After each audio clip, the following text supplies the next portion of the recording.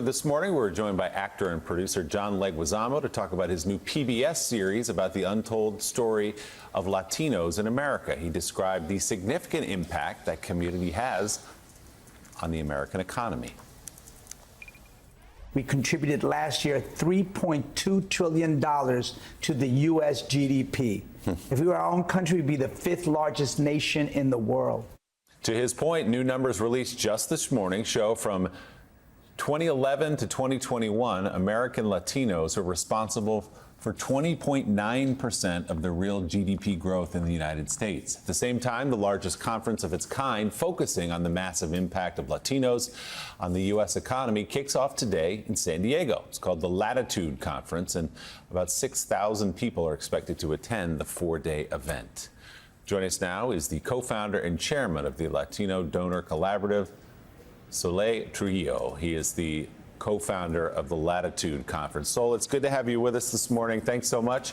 So take us inside some of these numbers a little bit and what they tell us about the American economy. Well, I think the key word is growth, the key word is robust, and the key word is basically breadth. So the Latino cohort now is generating $3.6 trillion of GDP in the latest report. It's growing consumption in the United States at 2.5 times the rate of the rest of the economy. It's now accounting for well over 20% of all the GDP growth in the country. And I can go on and on with core data here. But the punchline is that we, the United States of America, have a silver bullet, half silver bullet, that differentiates us from Europe, that differentiates us from Japan, China, and other places because of immigration. And what's happened over the last decade or two or three, thanks to Ronald Reagan really opening things up.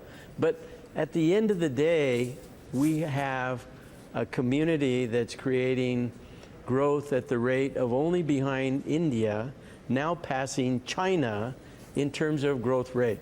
So big, powerful, important, and core.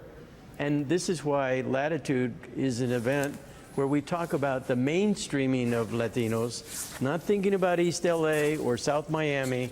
It is mainstream and core, including numbers like manufacturing.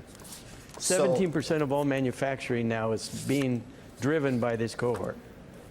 So, Sol, you mentioned immigration. Of course, that's a issue at the forefront of this year's presidential election. One of the candidates, Donald Trump, wants to completely shut the border, curb immigration, and have a mass deportation program that could lead to millions of immigrants pushed out of the country. What would be to your point, what would be the economic impact of all this? Well, I think we've done our own analysis, but places like Moody's and others have done theirs as well. He would cause a massive recession.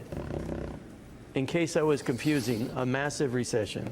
It's so ill thought out in terms of deporting 10 million people. We have a shortage on workers today.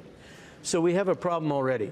Now we need more workers, and he wants to take them away. That doesn't make any sense at all. He'll crash 2 or 3 sectors of our economy.